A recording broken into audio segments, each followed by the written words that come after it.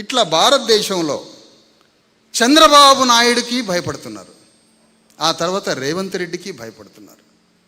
చంద్రబాబు నాయుడు ఏమో ఎన్డీఏలో ఉన్నాడు, కానీ వీడు ఇండియాతో కూడా సంబంధాలు పెట్టుకొని ఉన్నాడని మోడీ భయపడుతున్నాడు. రేవంత్ రెడ్డి ఇండియాలో ఉన్నాడు, ఎన్డీఏతో సంబంధాలు పెట్టుకుంటున్నాడని రాహుల్ గాంధీ భయపడుతున్నాడు. ఏదైతే ఏంటి మేము 100 మంది 200 పోయి ఢిల్లీ పోయి సలిల చావమంటావా? ఆడ ఆర్పిఎఫ్ బోర్డర్ సెక్యూరిటీ ఫోర్సు వాళ్ళు పోలీసులు మా మీద కాల్పులు జరిపే బుల్లెట్ల వర్షమో వాటర్ వర్షమో, ఒక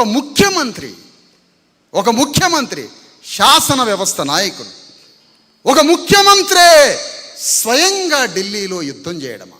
నీకు వాగ్దానం ఇచ్చినప్పుడు వాగ్దానం ఇచ్చిన వాడినే పట్టుకోవాలి కదా. పోతాం 2 సార్లు, రేపు ఢిల్లీ పోతాం. ఓ పార్లమెంటు సభ్యుడు